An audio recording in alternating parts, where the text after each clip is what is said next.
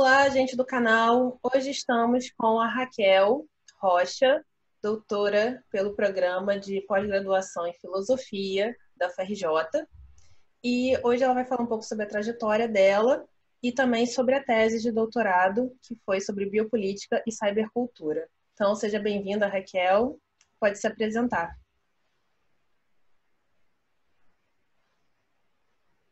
Oi, Priscila. Oi, gente. Eu quero agradecer o convite de participar dessa conversa. É muito bom ter falado sobre cybercultura e aproveitar esse espaço da internet para falar de filosofia, para levar pensamento, para trocar uma ideia. Eu fico muito feliz com isso.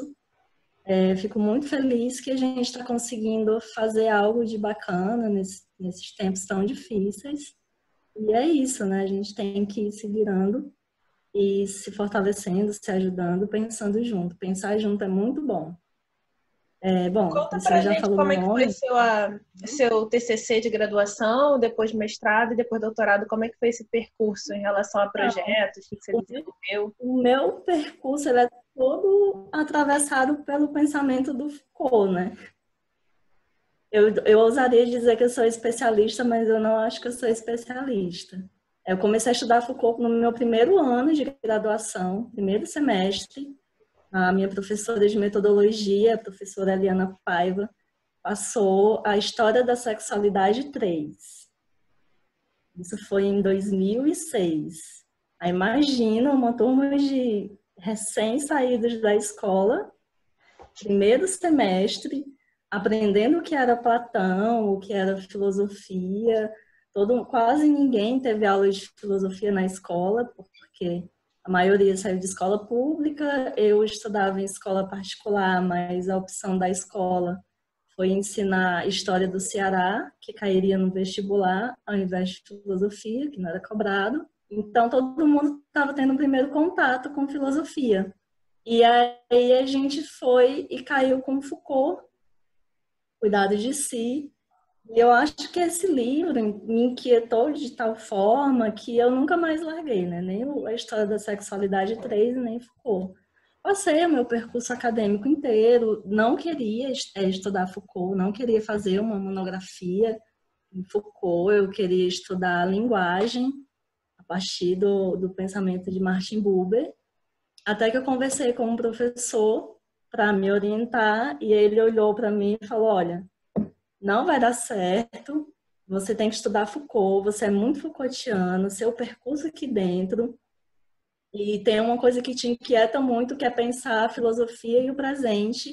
Tem um texto que saiu do Foucault agora, não tem tradução, que é daquele texto que são as luzes, e também um outro texto que é a crítica. Ele falou: olha, tem um pensamento aí de ontologia do presente, você vai gostar de estudar e vai estudar isso aí. Eu, como uma boa aluna de graduação, obedeci o meu professor, professor Expedito Passos, e quase tudo que eu sei eu devo muito a ele e a esse olhar sensível que ele teve, né, de dizer: não, você vai estudar isso. Comprei a ideia, obedeci, comecei a estudar a ontologia do presente.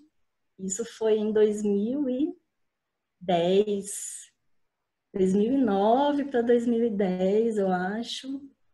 Enfim, tive um ano que eu parei a graduação, estava trabalhando. Em 2011 eu concluí a monografia. Nesse percurso de voltar a estudar Foucault, tinha muitas questões assim que me inquietavam realmente, que é o presente, as questões relacionadas à filosofia e uma filosofia do ponto de vista mais prático também. Aí fiz a monografia sobre o pensamento ontológico. Eu lembro que eu trabalhei com os textos ainda no original e aí nem estudava francês direito, pedi para os meus amigos me ajudarem com a tradução, porque eu estava começando a estudar francês, na época eu estudava alemão, não tinha nada a ver, assim. Aí fui pegar texto do Kant, e Nietzsche, Heidegger, Foucault, saiu, né? Li Baudelaire na época também. Saiu minha monografia em 2011, eu defendi, março de 2011, e fiquei um ano inteiro estudando para o mestrado. Aí fiz a seleção de mestrado, passei, e continuei inquieta com o que é ontologia. Eu estou inquieta até hoje com o que é essa ontologia.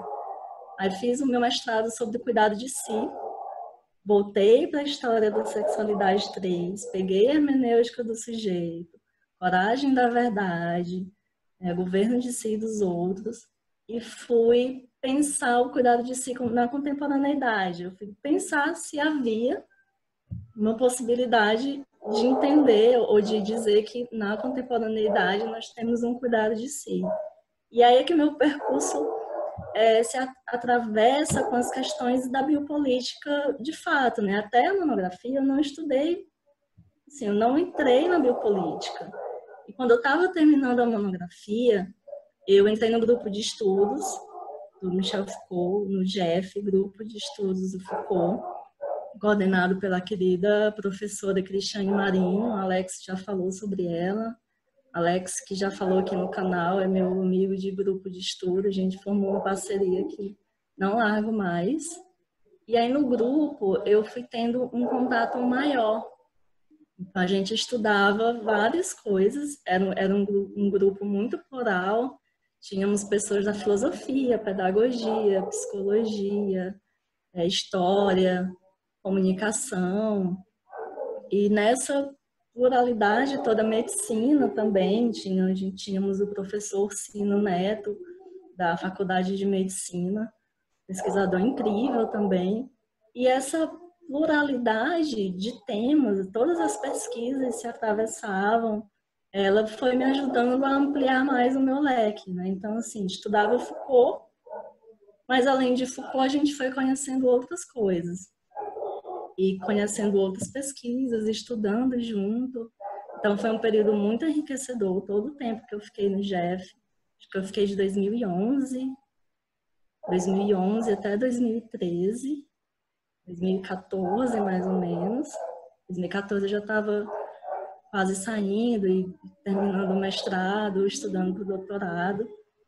Aí eu não fui tão ativa, né? Fizemos eventos incríveis no Ceará também, conhecemos muita gente. E nesse percurso eu fui entendendo mais sobre biopolítica, entendendo também que eu precisava estudar mais sobre biopolítica para responder as minhas questões do presente, né? O que é esse presente que a gente vive? O que são as coisas que formam o presente? Por que a nossa sociedade é determinada dessa maneira? Essas normas, condutas, tudo isso sempre me inquietou. E aí, na minha dissertação, eu finalizo o 3º capítulo, mais ou menos, falando da contemporaneidade e com uma crítica à questão do capital, do mercado, de um cuidado de si totalmente invertido em dinheiro, né, em cuidado puramente estético do corpo, um cuidado que a gente não pode dizer que lembra o cuidado de si, do qual Foucault fala na hermenêutica do sujeito, e pincela um pouco sobre a internet, né, apontando que a internet ajuda a reverter ou a subverter, enfim, não consigo encontrar a palavra certa, mas que a internet ajuda o cuidado de si a se tornar uma coisa meramente estética. A questão dos corpos no Instagram, né? Critico o Instagram, mas estou lá direto, adoro.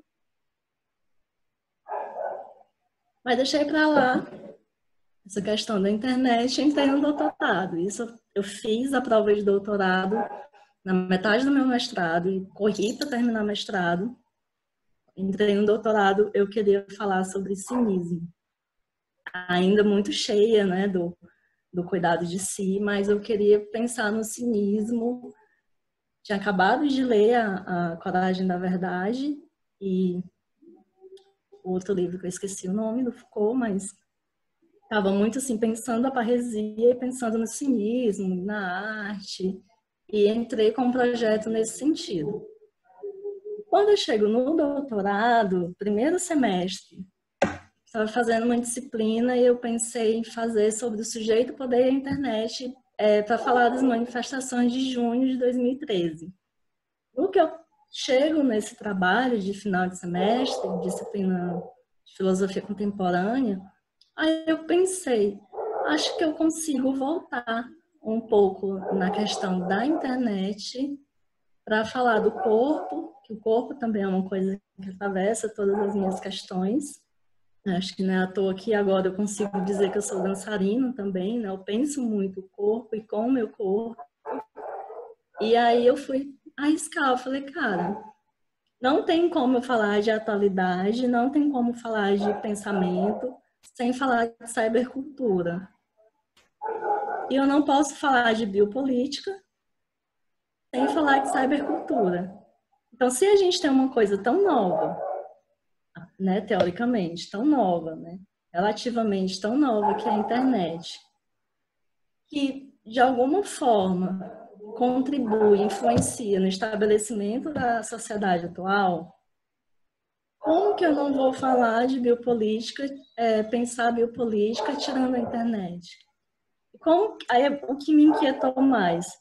Como falar de biopolítica, tal como Foucault falou, né, conceituou para a gente, biopolítica, biopoder, e dizer que é a mesma coisa dos anos 70. Para mim já não é a mesma coisa. E aí eu fui pensar, não, acho que eu acho, a minha hipótese inicial era, eu acho, penso eu, que a cybercultura, ela rompe com alguns limites da biopolítica. Então, ela atua numa coisa de, ela reforça a biopolítica de um lado e do outro lado ela rompe, né? Ela promove um certo rasgo. E aí fui pensar onde que a cybercultura ia romper com a biopolítica e onde que a cybercultura seria ajudada pela biopolítica ou uma ferramenta biopolítica. Esse foi todo o meu percurso de dois anos e meio, mais ou menos, de doutorado. Eu até brinco, né? Eu falo que a minha tese é uma tese Telecurso 2000, porque eu fiz em menos tempo. Geralmente a pessoa entra com aquele tema, vai lá, trabalha, não, mudei de tema, mudei de orientação, mudei de laboratório, mantive a ideia de falar sobre cybercultura e biopolítica. E nesse percurso eu fui, assim, passear por outras áreas de pensamento. Então, eu encontrei alguns textos da área da comunicação muito bons e com um diálogo muito maravilhoso de filosofia, principalmente com Foucault, Negri, Agamben, Expósito, tanto faz, ainda não entendi direito como fala o nome dele. Eu gosto de falar Expósito. Tem gente que diz que é errado. Então, é engraçado. Tem gente que fala que é errado e corrige, aí eu fico sempre na dúvida. Mas eu vou falando do jeito que dá.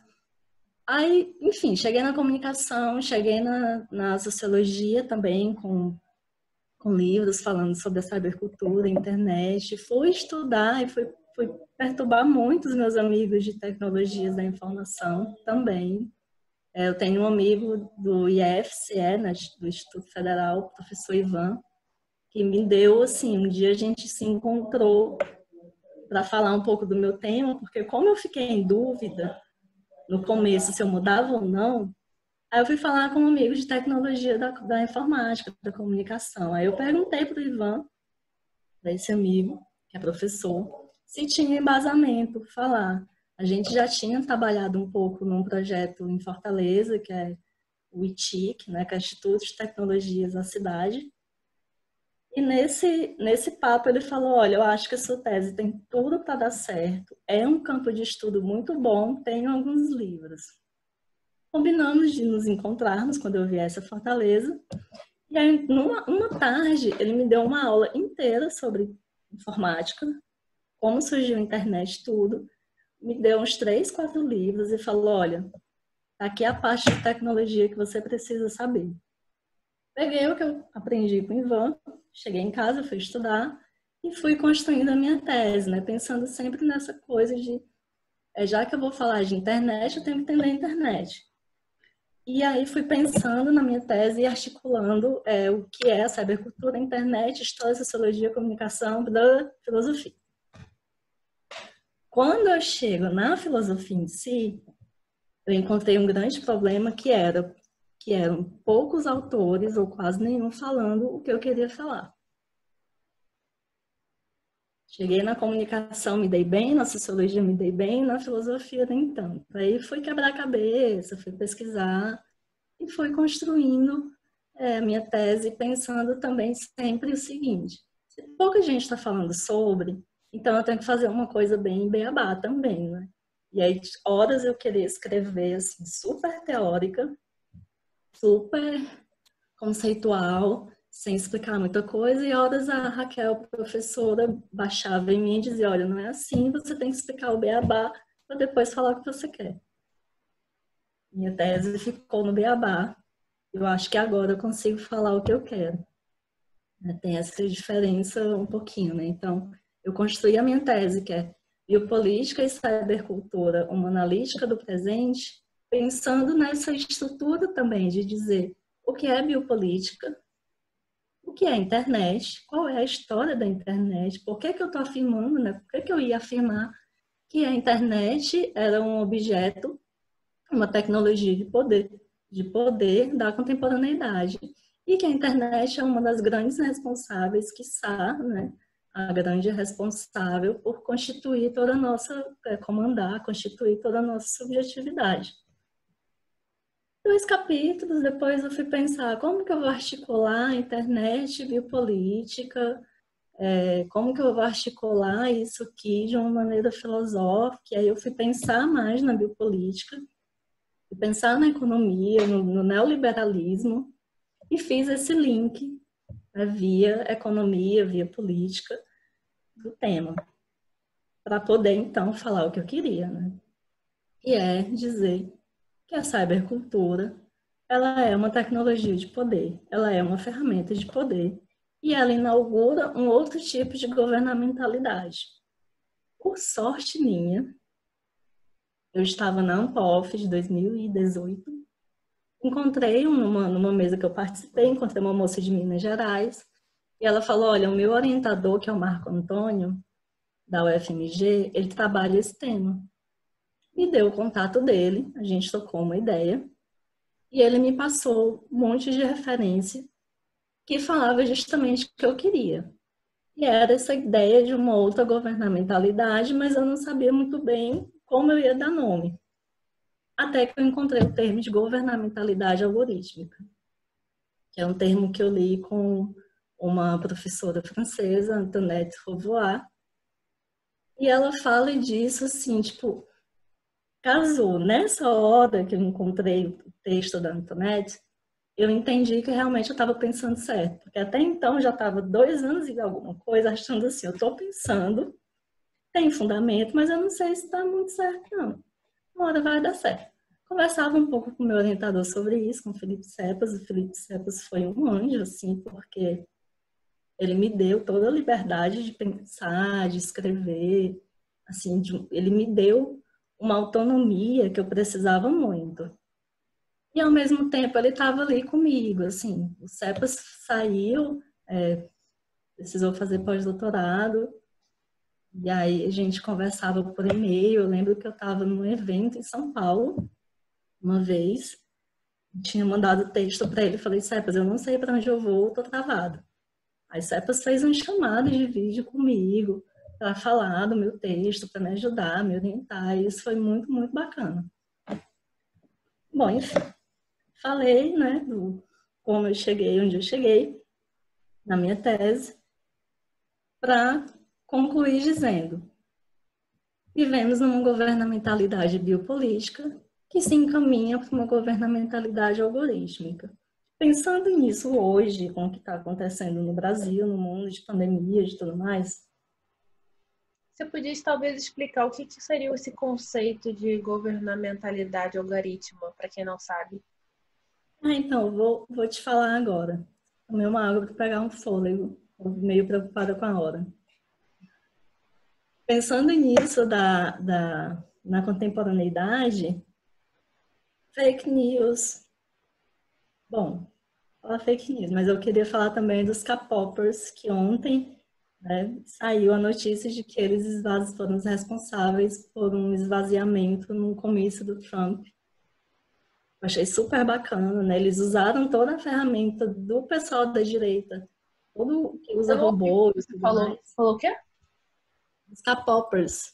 K-popas? Que é isso? O pessoal é fã de pop coreano, K-pop. Ah, o que aconteceu? Eu tô por fora. Eles usaram o Twitter e o TikTok para poder mobilizar uma galera, para essa galera criar várias contas de e-mail falsas e reservar lugar num comício que ia Ah, do acontecer no... Trump. Ao vivo. Incrível, né? E aí eles fizeram isso e eu fiquei assim, cara, que incrível! Finalmente alguém conseguiu entender como que funciona a máquina dos robôs, a máquina que constitui as fake news. E estão usando isso como coisa boa. Não pro Trump. Não pro Trump. Mas é muito legal. E né, eu fiquei pensando ontem, falei, cara, que bacana. E assim, né, a gente vai usando a internet, é uma coisa muito nova ainda. Eu era criança, não existia assim, internet tanta popularizada, né? A internet se tornou muito popular em 2004, 2005.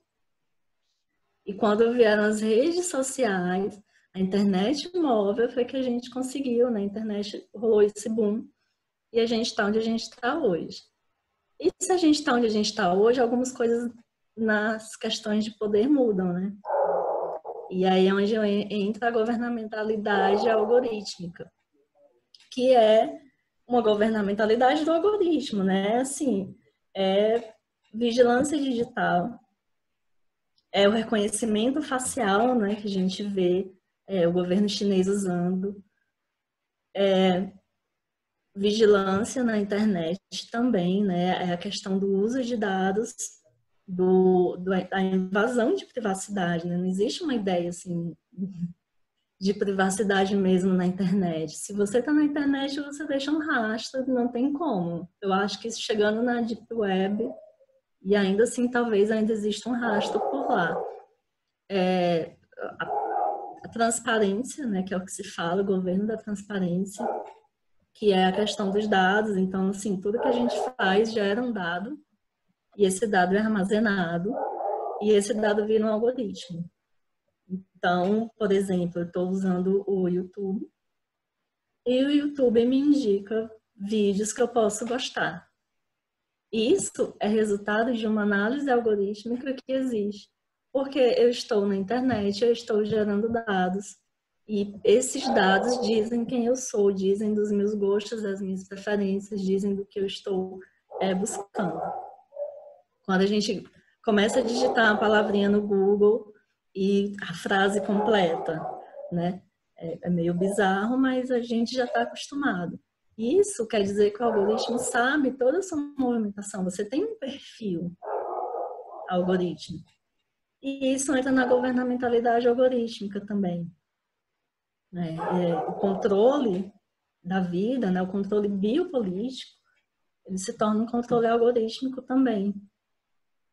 Tem um lado positivo? Claro que tem, né? Assim, a gente está aqui conversando hoje, a gente tem N possibilidades de conhecimento na internet, a gente tem N possibilidades de troca de informação, mas a gente paga o preço de ser vigiado. A gente paga o preço de saber que a gente é um dado. E a questão política também, de eleição, tudo isso fica bem mais complicado com esses algoritmos e com essas possibilidades de envio de mensagem em massa.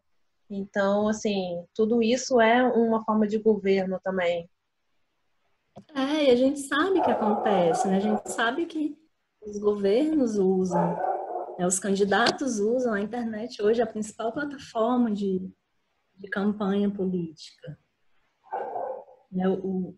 Isso, assim, é inegável.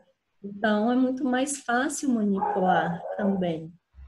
Tem A gente aquele sabe, documentário Privacidade Hackeada, você viu? É maravilhoso falando sobre isso. a gente sabe que a questão dos governos, se não estiverem pautados e na internet, não acontece, né? Daqui a pouco, talvez, a gente possa sair um pouco disso. Enfim, não sei, acho muito difícil porque está todo mundo muito dentro da rede. de qualquer forma, a gente já era um dado já, né? A gente já era um dado por conta da biopolítica, por conta das políticas de natalidade, mortandade, previdência social. A gente já era um dado muito antes da internet, digamos assim, mas a internet potencializa e a internet ela abre um leque maior de controle, porque a manipulação é muito maior. O que a gente tem aí nessas correntes de WhatsApp, a gente viu, né? A gente está vivendo o resultado do mau uso da internet. Mau uso para a gente, porque quem está no poder adorou, né? Mas a gente está vendo como a internet ela tem um grande poder massificador, um grande poder de controlar as massas. E essa questão de controle de massa a gente já conhece desde a indústria cultural, né? A indústria cultural mostrou aí pra gente o beabá, assim, e por mais que a gente saiba como funciona, por que que existe, o que é, a gente também não consegue muito sair disso, né? Não tem como a gente se isolar e dizer não uso a internet, não concordo, deixa pra lá, vou viver a minha vida longe disso. É fácil viver sem TV, mas sem internet hoje eu acho mais difícil. Ainda bem que existe, porque eu tô em cima da serra isolada, e se não fosse internet e Netflix, documentários e outras coisas, eu ia estar bem surtadinha. Eu acho que uma questão para pensar aí daqui para frente é essa questão do controle dos dados, né? Quem é que vai ter esse controle? Como é que vai ser usado isso? Porque as empresas elas não podem vender os dados, né? Esses dados que dizem que você gosta de assistir tal coisa, gosta de consumir tal coisa. Você chegou a falar alguma coisa em relação a essa questão na sua tese? Falei um pouco, quando eu falei do hacktivismo, Do quê? que é a resistência, hacktivismo, Hacktivismo? Ah, sim. é a resistência online, né? Resistência à internet, o Julian Assange, principal nome. Porque os dados, eles são, a gente cede os nossos dados, né, na verdade. Então, a gente cede para o Facebook, a gente cede para o Google, a gente cede para a Microsoft, a gente cede tudo, né? A gente vai fazer. Esses dias estava rolando aquele desafio de mudar de face, homem e mulher, nem lembro o nome. Não fiz. O único desafio que eu não fiz, não sei por quê. Eu sempre entro em todas as modinhas. E isso, cara, para você fazer, você tem que ceder os dados. E você cede não só o dado, você cede a sua imagem. Isso para vigilância digital, para o panopticismo digital, é maravilhoso. Imagina, eu tô aqui, faço uma brincadeira de que me envelhece 10 anos. Faço uma brincadeira que muda o meu gênero. Faço uma brincadeira que muda a cor do meu cabelo, a cor do meu olho. O filtro do Instagram também é maravilhoso. É uma grande fonte de renda. É uma fonte de renda para as empresas de dado e para a vigilância. Por quê? Porque na medida que eu sei da minha imagem e que eu apresento várias possibilidades de mudança, de repente eu viro um foragido, uma foragida da polícia, e aí pelo reconhecimento facial das câmeras, eles podem pegar a minha imagem, comparar com o que já existe no banco de dados e saber se sou eu ou não. Isso é muito louco. Mais louco ainda é a gente saber disso e entrar na brincadeira. Mas a gente entra. E é isso. Então, quando a gente vai pensar, né, na governamentalidade, quando a gente vai pensar nas resistências a essa governamentalidade, a gente pensa justamente em como não ser totalmente dominado por isso, né? Quais são as formas de resistência? O pessoal da cyberresistência, os ativistas, eles pegam coisas como a transparência, né? Hoje, nós, usuários, somos totalmente transparentes na internet. Mas as empresas de dados, o Facebook, por exemplo, não é totalmente transparente. Ele não diz para que usa os nossos dados. O governo não é totalmente transparente, porque ele não diz o que usa, do que usa e por que usa os nossos dados. A gente pensar no próprio Julian Assange, o Edward Snowden, esse pessoal que foi perseguido, preso, que estava denunciando os vazamentos de dados, denunciando espionagem, o caso do Snowden, né, o mais famoso de denúncia de espionagem, os anônimos, também o movimento Anônimos, é um pessoal que resiste nesse sentido, de exigir uma transparência das empresas e dos governos e uma privacidade do usuário, para que o que eu faço não tenha, né, esse rastro, ou se tem um rastro, que esse rastro, que essa privacidade não seja invadida, que esse dado não seja usado de forma indevida. E tem outros movimentos também, mas basicamente pensar no Anonymous, no Wikileaks, com Assange, que o Edward Snowden fez, né? E as outras formas de resistência são as que a gente conhece, que é se organizar na internet, montar coletivos, pensar em manifestações nas ruas.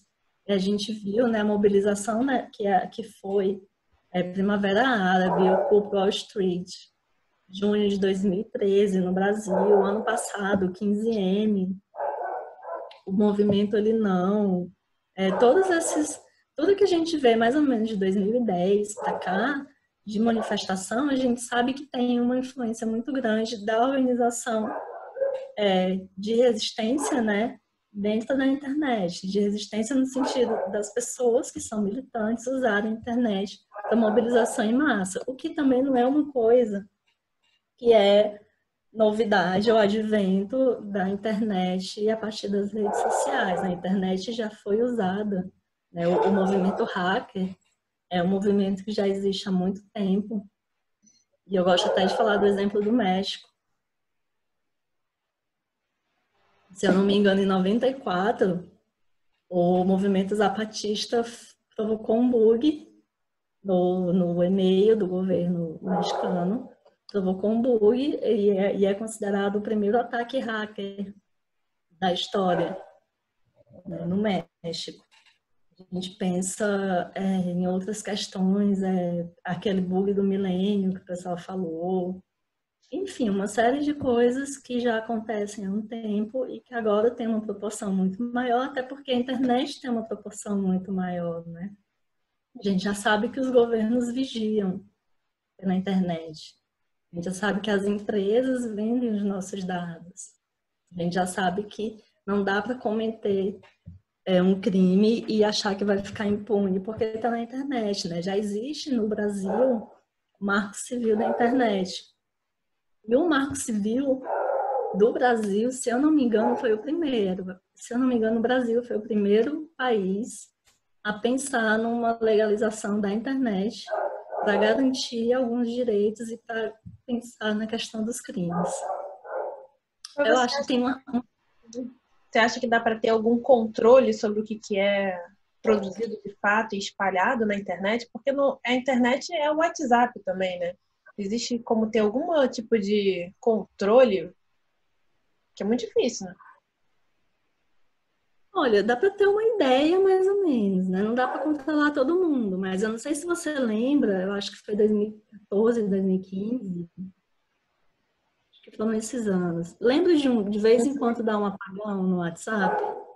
Quê? Lembra que de vez em quando dá um apagão? Não sei se você lembra uma época que um juiz juiz decretou que o no Brasil está um tempo parado, né? Isso. Então, porque ele queria os dados e não era política do WhatsApp, e aí teve essa coisa. Então, assim, tem como ter um controle, tem como não ter, né? A quebra de sigilo telefônico do Queiroz, as mensagens, né? Tem que ser uma coisa muito específica também. Acho que não tem como ter o controle de todo mundo, mas põe lá no algoritmo a palavra-chave que vai te direcionar para as pessoas que mais ou menos vão ter a ver com aquilo que você está buscando. O filme até é um filme muito romantizado, mas que vale a pena assistir. É o filme sobre Edward Snowden, que vai contando a vida dele, como ele faz para roubar os dados com a caixinha, com o cubo mágico, com o pendrive dentro do cubo mágico, para passar pela segurança, lá do local que ele trabalhava da ANS, ou era da CIA, nem lembro. Esse filme do Edward Snowden, ele conta, é bem bacana, porque mostra mais ou menos como funciona. E é legal porque mostra como ele foi esperto de pegar tudo e depois vazar, né? Outro filme bacana também, acho que fugiu o nome agora. Oi? Falei nada. Priscila? Oi, tá me ouvindo? Priscila? Não tá me ouvindo? Oi, tinha travado. Agora eu tô te ouvindo cortando. Oi, tá me ouvindo? Oi? Tô te ouvindo. Pronto, tô te ouvindo. Tá ótimo. Então, um outro filme também que é legal é um filme muito mentiroso. Bom, enfim, se é filme já é mentiroso, né? Mas é um filme que eles fazem uma imagem do Assange muito como se o cara fosse super mau caráter e um inimigo público do governo, o que não é mentira nessa parte. Mas é um filme legal porque também mostra como que funciona essa coisa do tráfico de dados, mostra como funciona a questão do uso, da espionagem do Qual o nome? governo. Eu não lembro o nome desse filme, que é sobre Julian Assange. Me fugiu completamente, mas eu lembro que eu assisti esse filme numa sessão dessas de filme na madrugada na Band. É bem cinema B mesmo, assim. Mas vale a pena procurar, dar um Google. Raquel, eu sei que você tá Talvez até apareça aqui no meu Google depois desse filme que eu tô falando. Você pode tentar me passar o nome para eu poder botar aqui na descrição. Sei que você está com pressa. Pronto. Quero agradecer muito a entrevista. E eu queria passar para você falar algumas considerações finais que você acha que é interessante para falar ainda sobre esse tema da cybercultura, ou claro, eu também quero para agradecer. quem se interessa.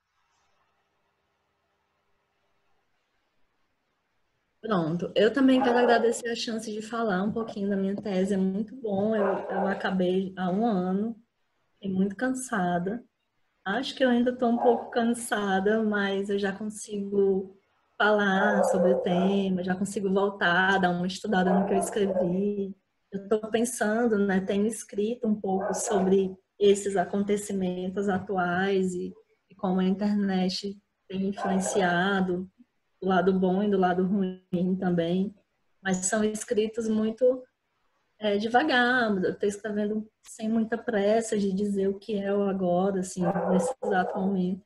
Mas é bom, porque a oportunidade de falar me ajuda a ficar mais pilhada, a escrever melhor, a escrever mais. O meu pensamento já fervilha de novo.